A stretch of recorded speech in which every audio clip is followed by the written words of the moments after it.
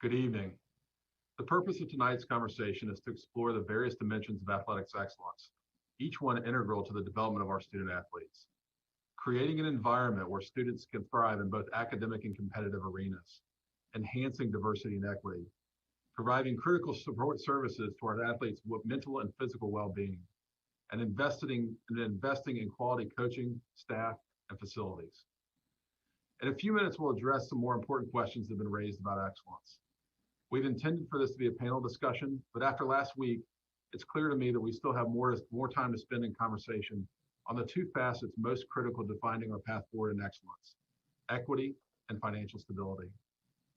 No matter which dimension of excellence you think is most important, we must acknowledge several constraints presented by our current reality.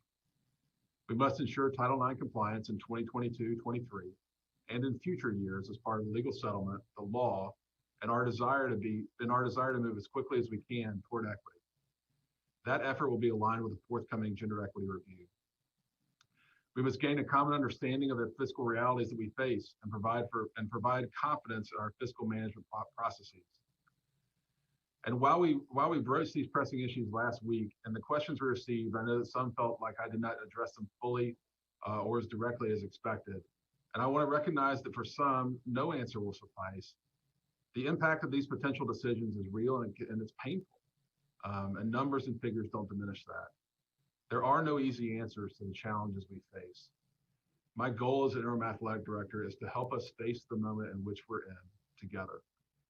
I want to thank Mark Aleem for again moderating tonight. I'm grateful for all the time that he's given to us and for the Tribe Club board as we navigate this difficult road. And Mark, it's good to be with you again. Here and thank you, Jeremy, and appreciate the opportunity to be back with you to continue this important conversation. And the Tribe Club board is grateful to be involved in this process. And we recognize other volunteer boards and faculty members and various community members, including those who have submitted questions for you to address this evening, are part of this process as well. So I think over the past weeks, we've heard from many members of the One Tribe, One Family community. Some asking why we didn't push further on clarity on a few issues.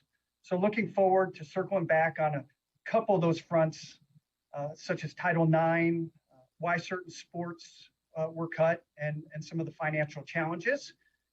And then we'd like to broaden into maybe some of the other areas to other aspects of athletic excellence and things that we have yet to explore if time permits. And we're scheduled for 60 minutes this evening. And we had hoped to have the vice chair of the Tribe Club board, Jessica Muskie, who played basketball for the Tribe, be here this evening. She unfortunately had some other obligations, namely her 11-month daughter, Ren.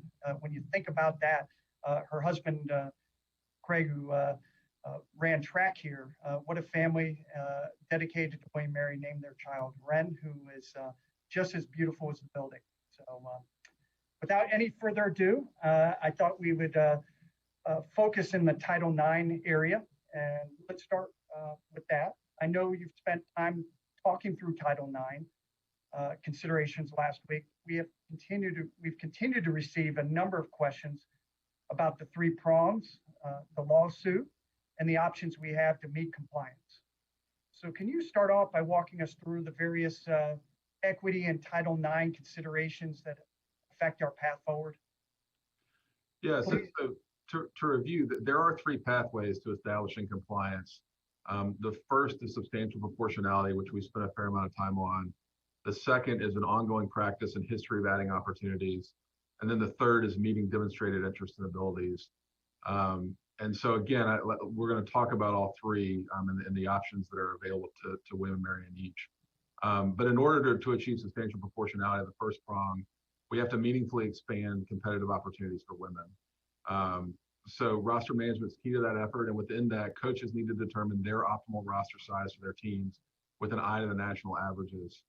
And so I've spent the past few days and in the last week talking with coaches about their anticipated roster sizes. And so let me show a slide that sort of talks about where we would wind up if the suspensions of the men's team were upheld.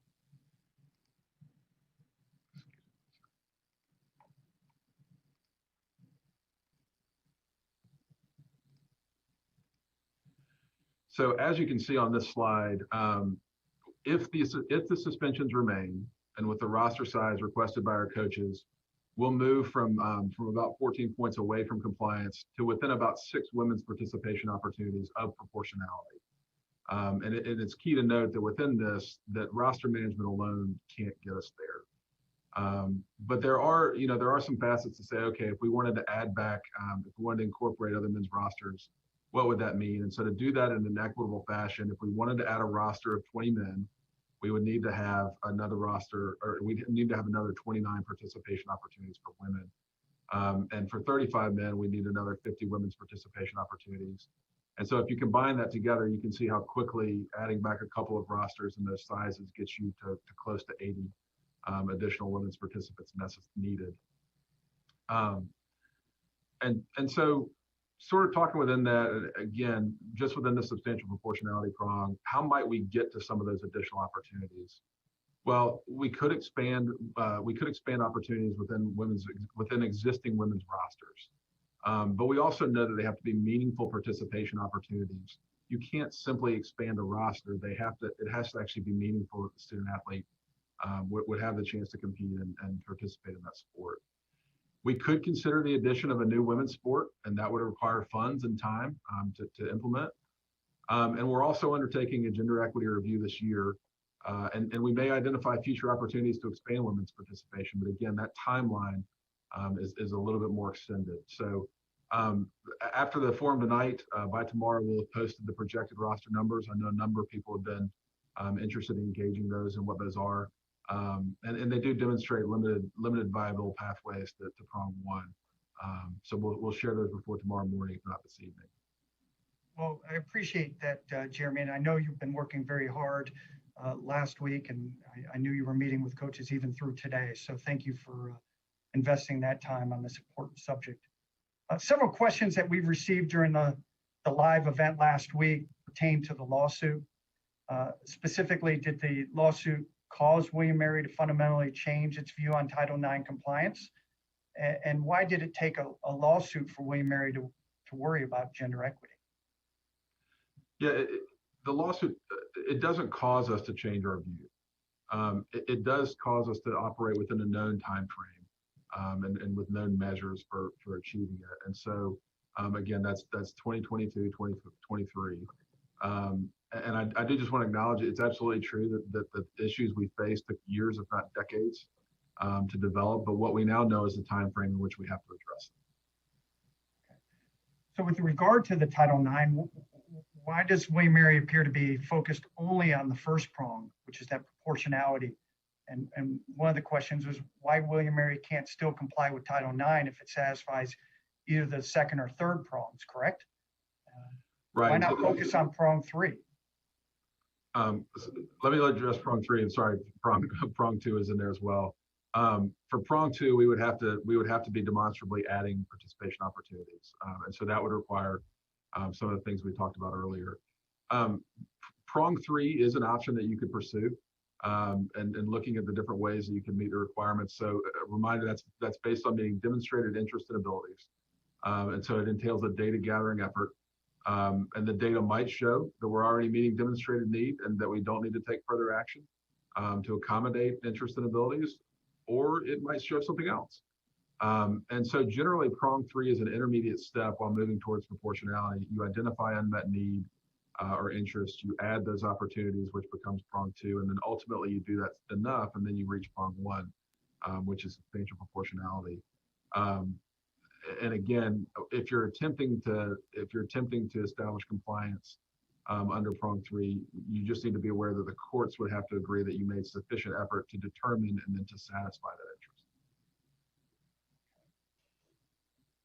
One aspect of athletic excellence is competitive success.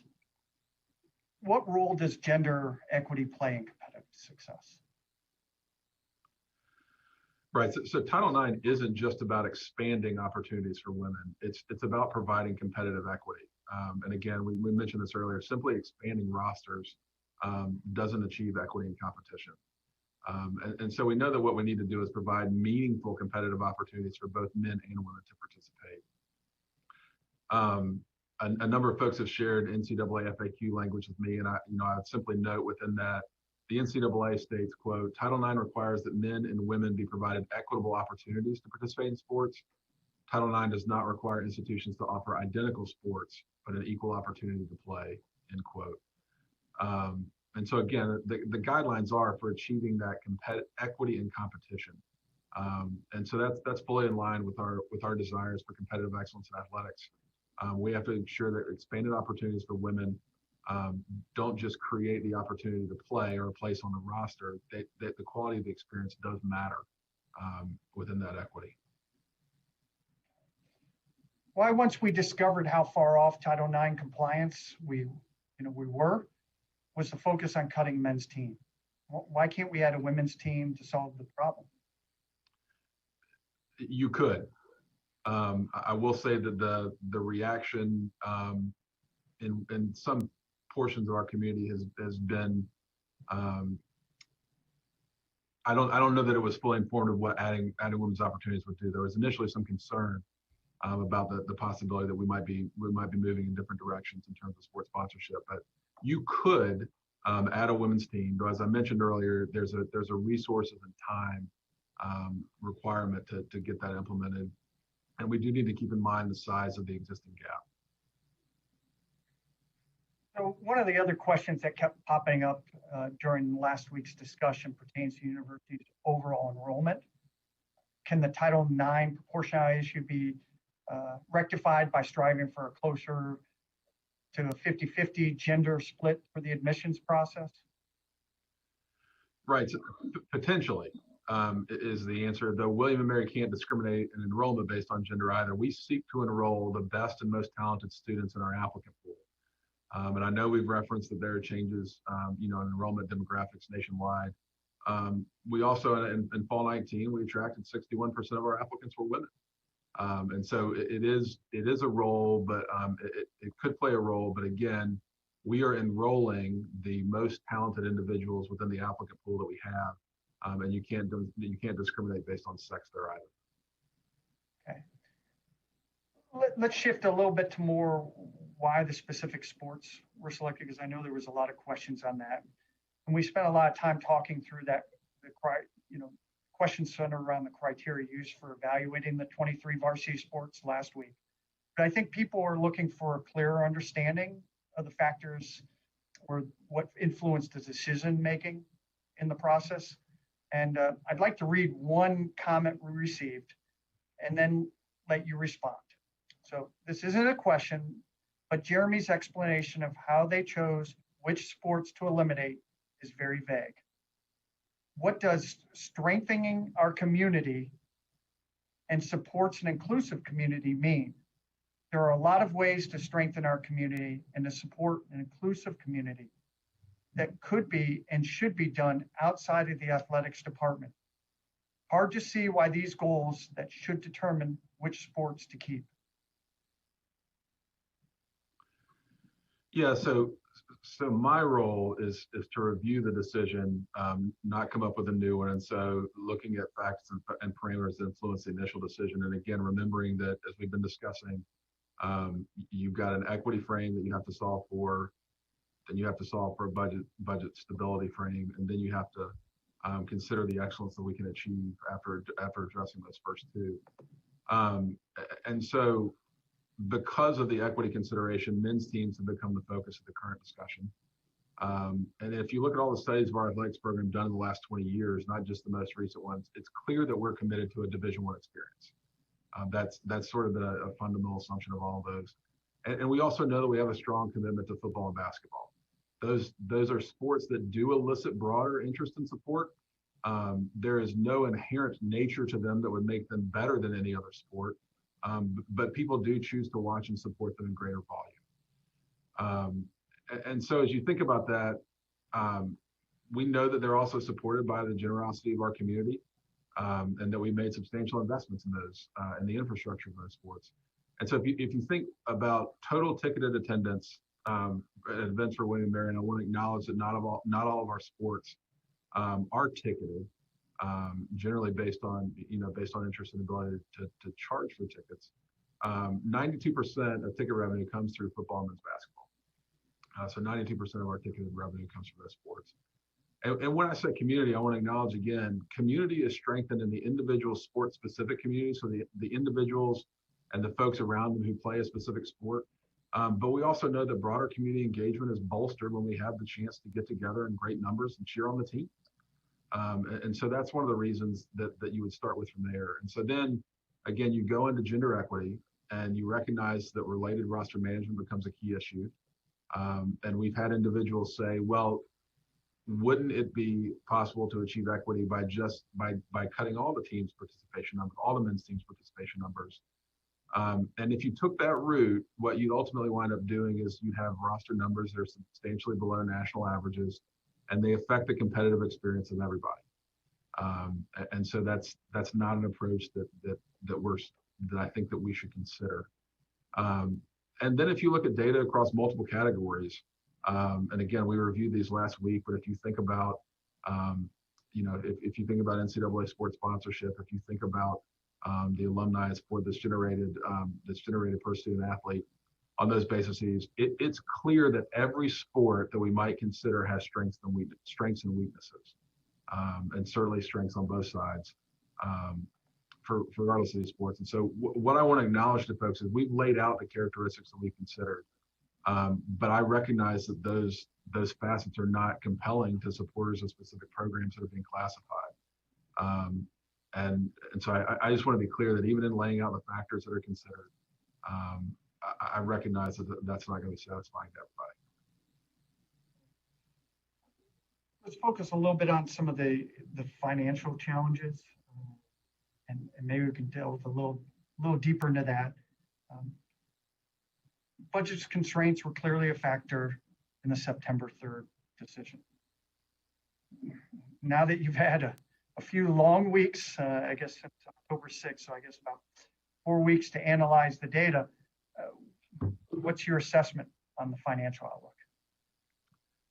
We face very serious budget issues. And we're wrestling with how to deal with those challenges in the current year, but also in out years.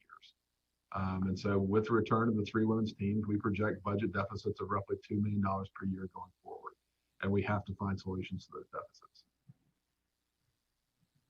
And to that, what role does private support play in our path forward? And what would you say to donors who are deciding if they want to invest in the future of William & Mary Athletics? What's readily apparent the moment you start looking at William & Mary Athletics budgets is how dependent we are on donors to provide the experience that we offer to student athletes here. So in a typical year, nearly 20% of our athletics budget comes through contributions from generous alumni and friends. And each of those donors affords the opportunity to student athletes to flourish here, to flourish at William & Mary. And they make our student athlete experiences possible. It's one of the great things about our community is actually seeing people who are paying forward their experience. They valued theirs and they say, I want to give this experience, the opportunity for this experience to someone else. And so as we look at the shortfalls we face, we are depending on and recognize the vitality of that donor support. And scholarships continue to be our number one fundraising priority, just as it was in the For the Bowl campaign. Affording opportunity for talented athletes to compete at William & Mary is paramount to our mission. We need to do that, and we're grateful for everyone who supports us in that effort. So how much in scholarship dollars do you intend to add to women's sports, and is that to comply with Title IX? Yeah, so again, a significant amount. And so again, that there are metrics that are involved within the law itself, but this is a move towards equity and competitive experience.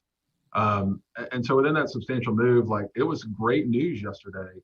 An alumna who remaining anonymous, but an alumna came forward in support of President Rowe and said during this challenge and this time when you're pursuing equity, she pledged $1.5 million over the next 3 years to help us achieve that equity in challenge grants and in matching grants. And it's been a remarkable 24 plus hours, as then we've seen others come forward and say, I appreciate that someone stepped forward and made that challenge grant, and I want to be part of that solution and helping to build equity and scholarships as well. Yeah, And we're grateful for all of them. Sorry, Mark, but to conclude, we are grateful for all of them who are stepping forward. no, we certainly are. And I received a call right after the announcement came out from, in fact, one of the people we got to meet in our conversations with people supporting the various teams. And Christina, who's, their team has been reinstated, but she really is highly motivated and wanting to help William and Mary carry forward. So hopefully this announcement that came yesterday is just the first of many that can help in this cause. So I guess a question came in.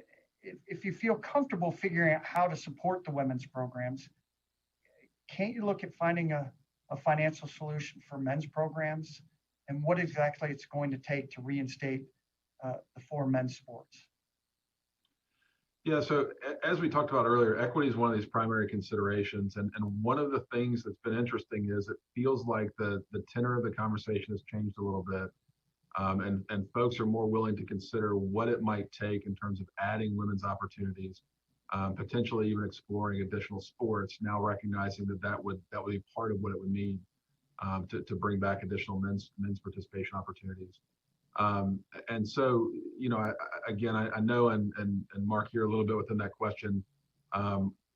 We continue to get criticism about saying, hey, the endowment number that was put out is just, it's ridiculously too large. But we do know that we're going to need, we've mentioned the deficits earlier. We do know that we're going to need financial solutions within that equity, and we would welcome someone providing the funds to allow us to expand women's opportunities in that way in order to increase men's opportunities.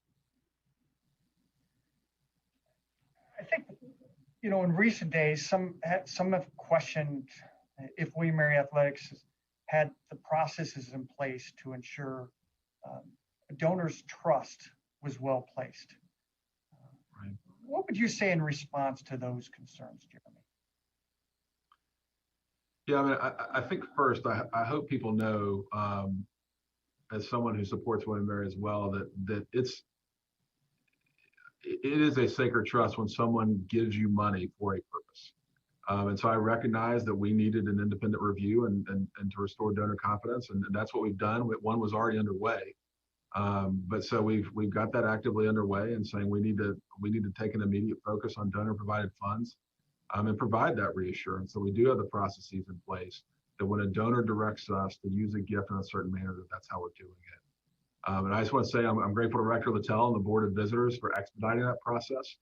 The independent auditor at William & Mary reports directly to them, and independently of the administration. And we are fully committing. I've heard that question, and we are fully committed to demonstrating we have the processes in place to uphold the trust of our donors who are supporting William & Mary Athletics.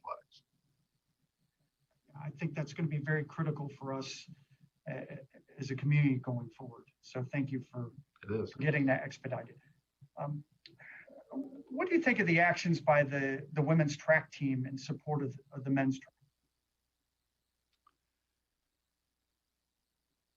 track? My reaction is that these are William & Mary students who care deeply about their teammates. And so I'm not surprised, but their response is impressive, and the strength of that resolve. And from my first meeting with affected student athletes and coaches, I noted that their voice is their own to use how they think best, and we hope they use it thoughtfully. But that remains my view. And I will simply say that I have heard, and to the extent I'm able, we'll refer to those programs singularly, even as we know that there are two different embodiments of those respective programs. But again, the student athletes and the coaches, their voices are their own to use as they see fit, and that remains my view. Question came in and was centered around how can it be in furtherance of Title IX to eliminate men's track and swimming when the female members of those teams have publicly stated they would be adversely affected by such actions. I thought Title IX was supposed to be a help to female athletes. Right. So a companion men's team is not a component of Title IX compliance.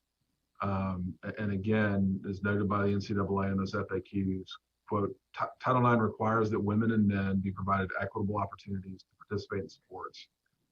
It does not require institutions to offer identical sports, but an equal opportunity to play, end quote. And so you see this borne out in the national data. So there are 194 Division I women's swimming programs in 2019. There were 131 men's. So that's a gap of 63, or roughly a third of women's programs that don't have a corresponding men's team. And that's sort of an estimate because you theoretically could have men's swimming without women's, but that's probably a pretty fair proxy. And for track, there are 340 Division I women's programs and 289 men's, which is a gap of 51 programs that would theoretically have women's teams and not men's. But again, I recognize and respect the commitment that the men and women within these programs have to one another, even as we're forced to look at the departmental level and not just the programmatic level. Okay, great. And Jeremy, just to ask, sometimes you're a little softer in your comments, not in your words, but I know the people that are tuning in want to be able to hear your comments. So thanks for the reminder, Mark. I'll do better. A lot of talk about faculty involvement and can you address the faculty task force that was established last week, and do you consider that a rebuke of the decision made to cut sports? So have said since the beginning, and should note that in a former life, I was an assistant to the provost and then an associate provost, and I welcome faculty input. It's a vital part of our life together as a university. And so early on, Mark, as you'll recall, when we were doing a deeper dive on finance with the Tribe Club, there were 5 faculty members present at the request of the assembly. And so we were welcoming that engagement. We continue to welcome that engagement. And one of the things I think it does that's meaningful is it actually gives us the opportunity to have faculty take a deep dive into what the life of a student athlete at William & Mary is like. And so part of building broad faculty engagement and culture around supporting William & Mary athletics is welcoming this engagement. We certainly do. And I understand as well that the whole issue of athletics excellence and what that means is going to be part of the university's strategic planning effort, in which the faculty voice will certainly be a large consideration as well. Okay, thank you. Question focused on the Division I identity.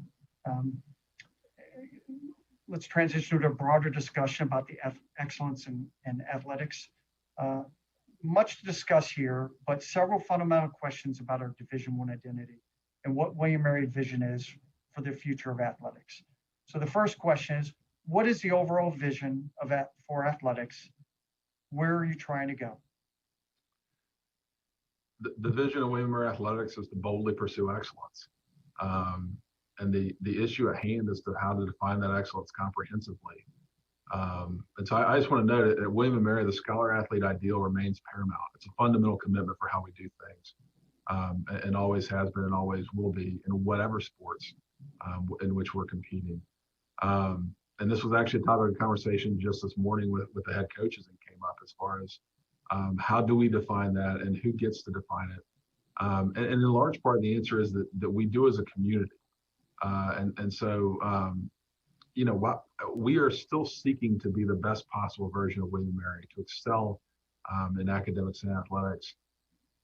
And I note, I know there's some criticism of Tribe 2025, but the ideals that have been emphasized throughout strategic reviews of the last 20 years are reflected in it.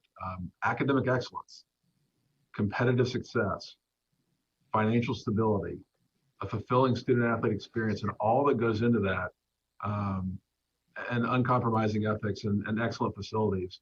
And those are themes that we've been talking about for decades and years. But I do simply, in conversations with one group of alumni, just noted that Jeremy, we haven't heard enough about that scholar-athlete ideal remains paramount, and it does. Even as we're under considerations of what in what venues we're going to compete. Okay. Why does William Mary assume that being a Division I participant in all sports is the best path forward? Perhaps joining a Division II or III conference would be more appropriate, or joining the Patriot League, which is Division I, would be more appropriate. I say this because the underlying assumption is in the path forward has always been Division I, but with the budget issues, perhaps the assumption needs to be reconsidered. Yeah, so as we talked about earlier, I think scholarships are important to William & Mary, which means Division I athletics, and that means that we're able to afford opportunity to all the talented athletes or to the two talented athletes who can thrive and flourish here. As folks may or may not know, my career actually began as a Division III basketball coach. My first opportunity was at Emory University in Atlanta, which is part of the University Athletic Association, which is a great conference within Division III and a high level of college athletics as well. And so because of that, it's important to note, sometimes people ask the question and it depends on which side you come from. So the question being, can we be a Division I institution and offer Division III sports? And the answer to that is no. You can simply choose not to have scholarships within a respective sport, and we've done that in some of our sports. But coming from the other direction, which this question starts to get at, could we become a Division III institution and then still compete in some Division I sports? The answer is yes, but it's in a limited way. And so the example of this that you might think of is Johns Hopkins is a Division III athletic department that sponsors Division I men's and women's lacrosse and has for some time. And so actually looked up, and the bylaw per the Division III manual is 20.4.1.1, and it reads: classification of a sport in Division I. A member institution, and again, that's a Division III institution, a member institution may petition to be classified in Division I in any one men's sport other than football or basketball, and in any one women's sport other than basketball, and in any single sport in which the only NCAA championships opportunity is the National Collegiate Championship. And the last one, I believe, one of the examples is sailing. I think rowing may be an example as well. But so the notion there, generally when people ask that question about Division III, they're asking, could we stay Division I, for instance, in men's basketball or in football, and compete in Division III in other sports? And the answer, according to the NCAA bylaws, is no, you can't. Johns Hopkins certainly has a top-notch men's lacrosse team. I remember one of the first lacrosse matches I ever went to was at Navy, and there were 10,000 people there. Very exciting match. I guess, what is the fundamental purpose of having an athletics program at William Mary? Are athletics part of the educational process or something else? Yeah, I've had a number of conversations on this topic too. And athletics is an integral part of the education experience. And one of the reasons I think people feel so passionately on all sides of this conversation is because of the role that athletics had in their own education and development. And so one of the things we pride ourselves on at William & Mary is faculty mentorship, that students find an intellectual mentor that can guide them sort of through their course of studies. And I would simply note that our coaches are mentors for our student athletes throughout their time at the university. And so mentorship, that connection, that educational experience through athletics certainly matters. And when you hear alumni and alumni come back, a lot of what they talk about are the lessons they learned through athletics, through their teammates and through those experiences, as well as from their coaches and as well as from the academics and the faculty experience at William & Mary. But, when you think about that and talk about it, I mean, it's because the key skills that you need to be successful in life, they're learned in the classroom and as well as in competition. And, so you think about a commitment to hard work and to fair play, and the ability to take a risk and overcome failure. You do have to learn to deal with failure in athletics and then overcome that and keep pressing on. And, the cultivation of discipline and other habits of resilience. And then the ability to make courageous decisions. Those moments in the heat of competition that most athletes recall. And so for all those reasons and more, I would say, yes, athletics is absolutely a key component of the educational experience and part of William & Mary's broader mission. Excellent. Well, Jeremy, another question on that. could William Mary offer more students more opportunities to experience intercollegiate athletics by stepping back from Division I standards? Why is Division I a goal for William I go back to, we have, in every report, every one of these reports that we've done for 20 plus years, we have been building and investing in ourselves as a Division I institution. And I do think that scholarships make an opportunity for us to meaningfully afford the opportunity to be William & Mary students in ways that bolster our inclusive campus and environment. I think that's important. So again, I respect, and I mean, having coached and competed at the Division III level myself, I mean nothing toward non-scholarship athletics, but it's a meaningful part of our commitment to be a scholarship athletic institution, and that's Division I. Okay, thank you. Let's focus a little bit more on changing conferences. Would switching Division I league memberships to the Patriot League result in any cost savings for football and men's basketball and any other sports for that matter? And thus free up funds for this, what had been the 7 sports, which now is 4 sports under question. I mention these two since they are the biggest reported ticket items for the athletic department, meaning football and basketball. And the Patriot League began introducing athletic scholarships a decade ago. I don't know quite to what extent, but it's always been, in my mind, a natural, better fit for William & Mary in terms of academic selectivity, student enrollment, and school culture. Schools like Lehigh, Navy, Lafayette, and I think Georgetown's an associate member in football and Richmond in women's golf. So there's some apparent membership flexibility as well, and a historic rivalry, such as Richmond, could remain as an out-of-conference matchup for football. Yeah, so I would note that the average and median number of sports at Patriot League institutions is actually a few lower than William & Mary.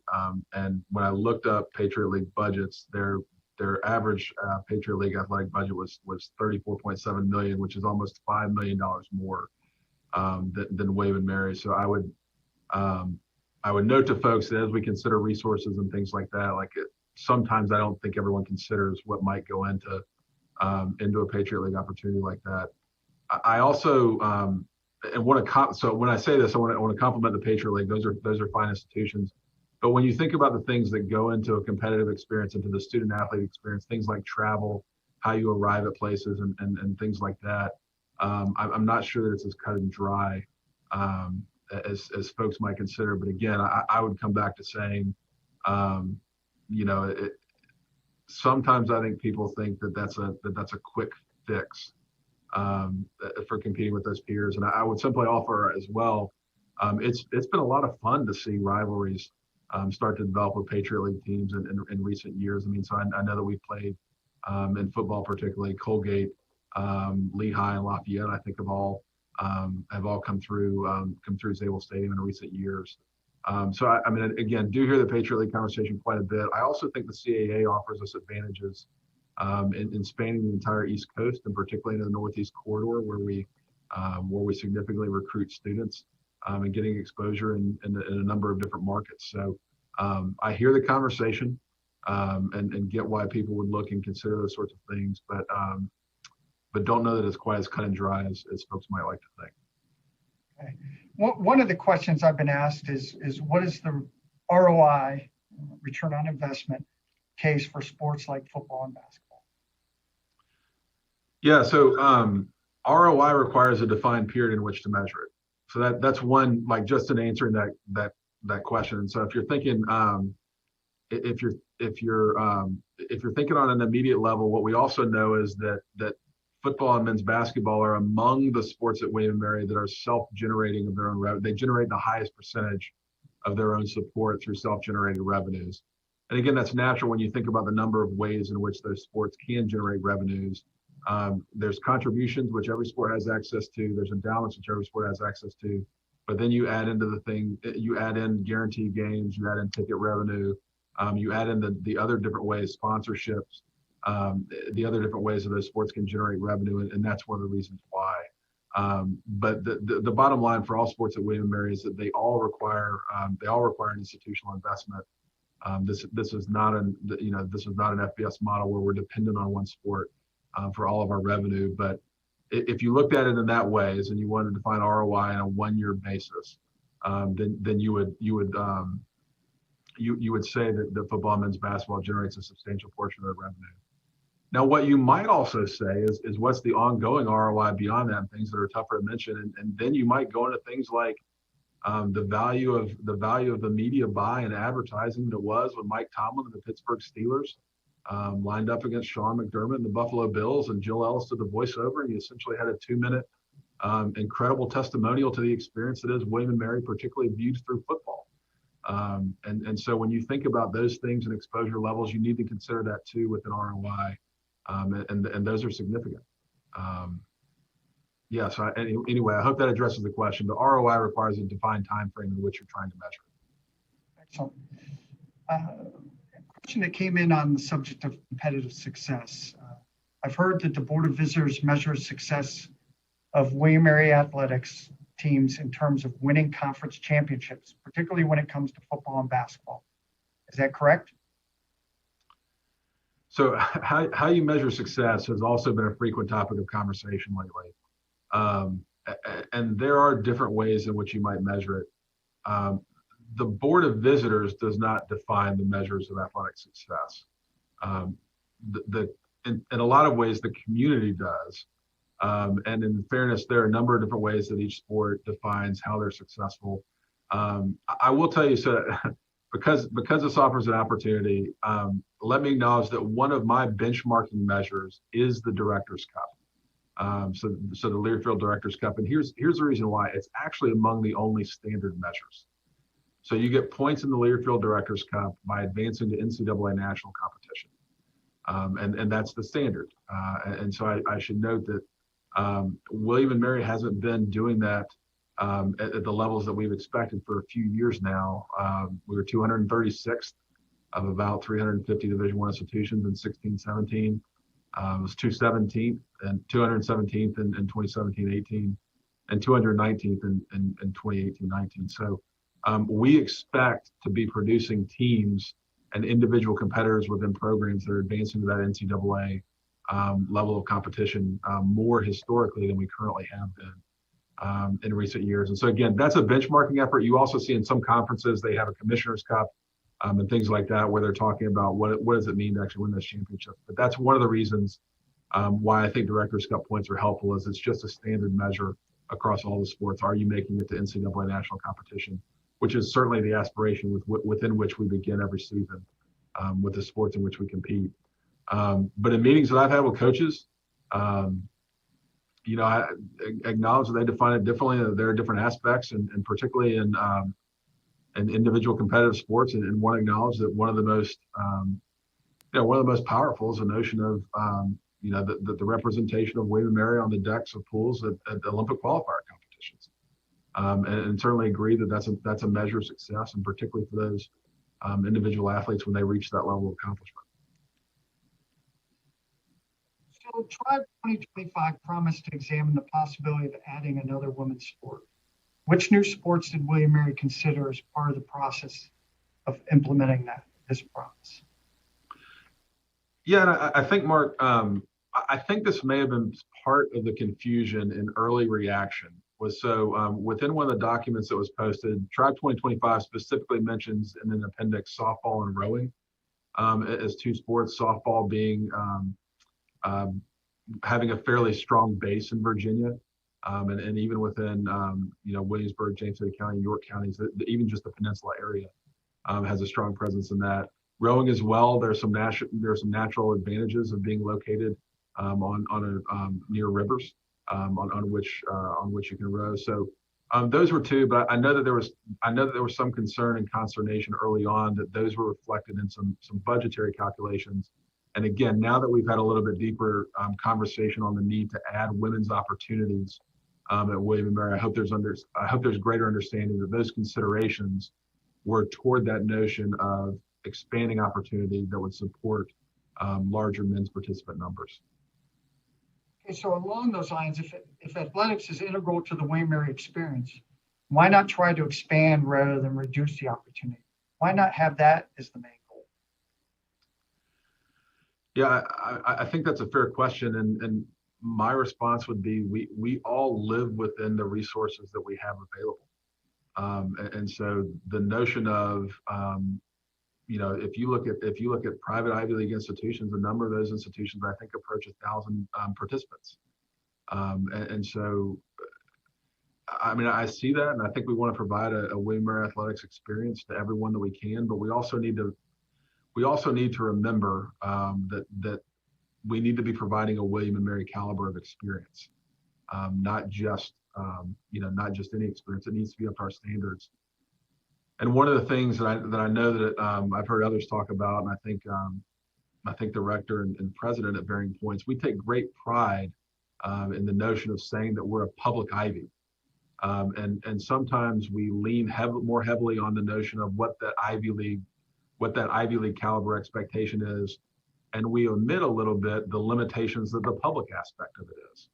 And the reality is that we're trying to do both, and that gets stretched very thin. But you can't do everything. Essentially, it's sort of one of those lessons of you're striving for excellence and doing things at an incredibly high level, but you also do have the constraints that come along with being a public institution.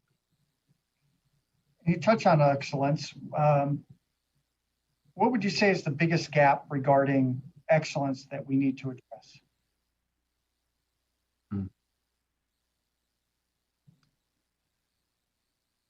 So that's an interesting question, Mark, and you could take it in a couple of different ways. So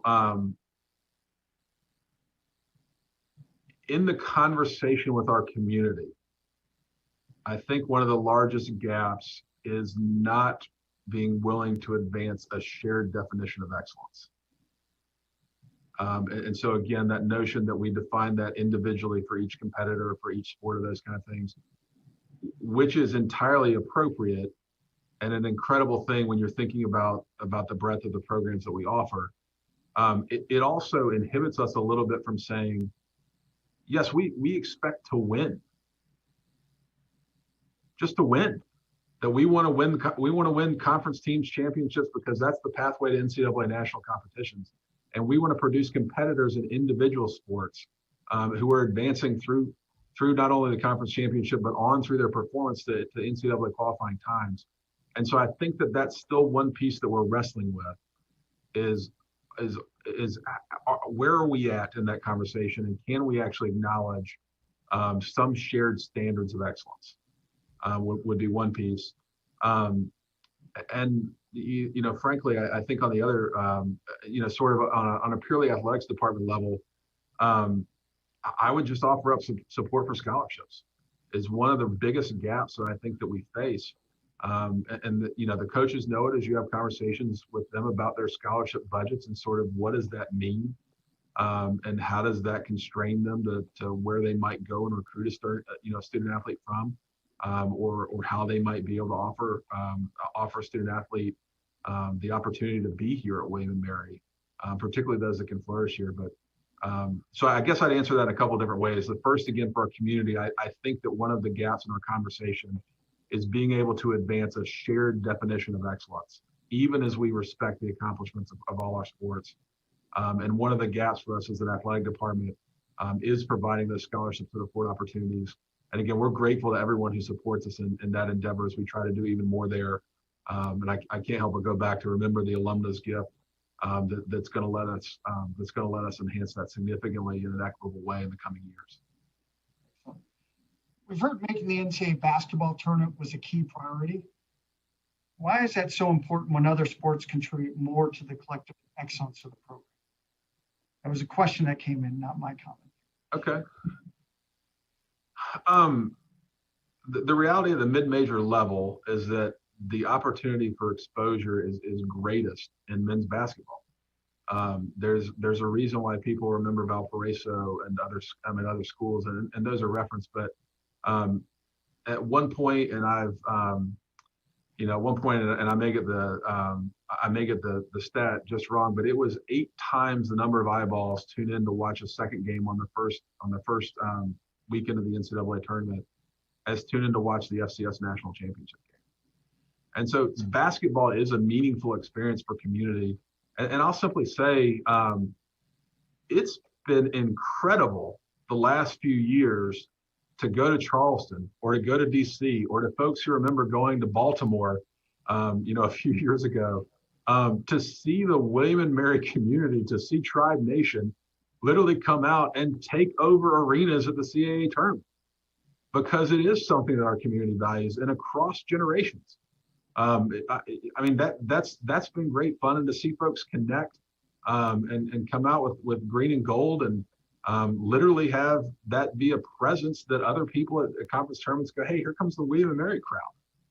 And they're here to cheer for and support those teams. And so I say that, and again, the accomplishment of every individual and every team within William & Mary Athletics matters. And there is widespread excellence. But there are some sports in which success and in which excellence generates a broader impact than others.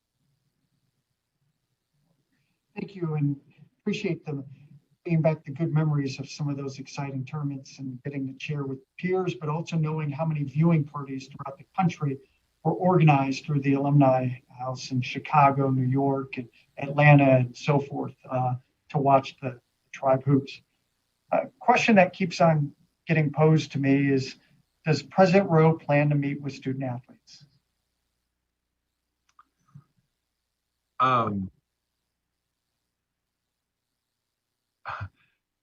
So let me just answer the question. The answer is yes. She is going to meet with student athletes this week. That is not. I've already answered the question.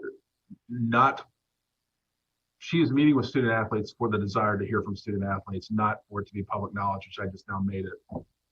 And so, Catherine, I apologize if that was not your preference, but I answered that question.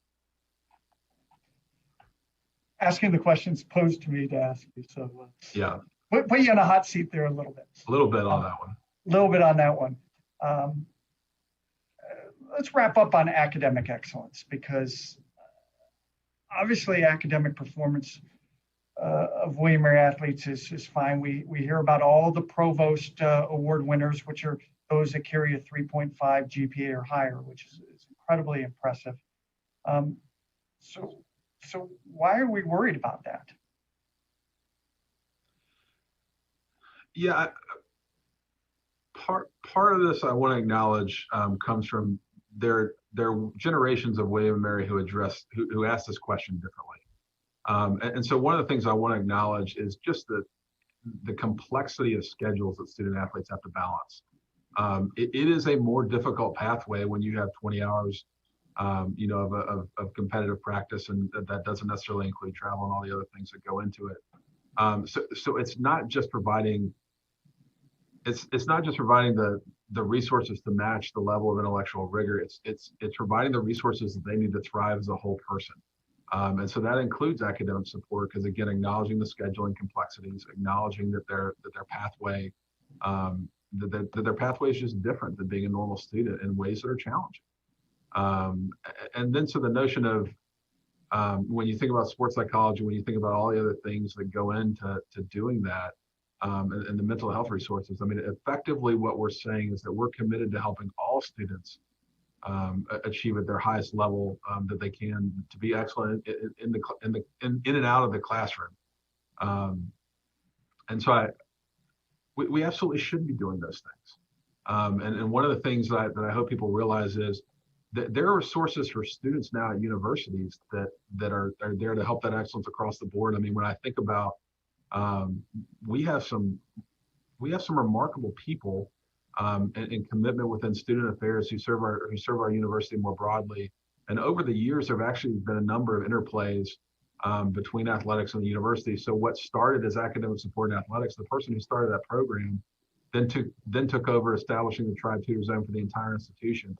And so yes, we should support our athletes to flourish and achieve excellence in every aspect of their lives. And yes, that requires resources. And what often happens is that expanding those resources makes the entire university a better place to come and study, and allows all of our students to flourish. But we absolutely should be focused on that for our student athletes.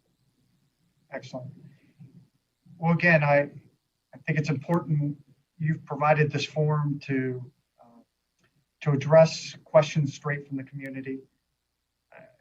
I know you've worked very hard in your limited time here, and I'd like to wrap up and thank again all the donors for William & Mary Athletics, and actually a call. We've been very blessed to get the great news yesterday, the sizable donation, but all donations matter.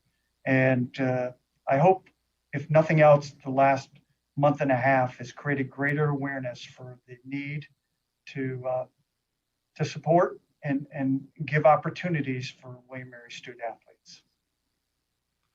And Mark, thanks. The hours that you have put in recent weeks has just been remarkable. And it's been a pleasure to get to know you and the Tribe Club and so many others in this time. And so I guess what I do want to emphasize is we are still engaging around those who are bringing forward substantive solutions.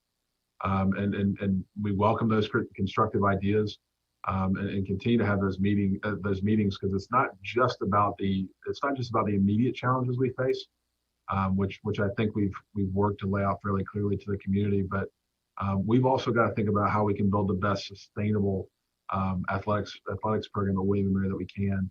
And so again, as you mentioned, I mean, it's terrific to see people recognizing the magnitude of the challenges that we face and come forward and saying, I want to be part of the solution to that on all quarters. And so we are going to continue to evaluate. We're going to continue to meet with folks, and making sure that we're having those conversations as we try to find what has to be a shared path forward.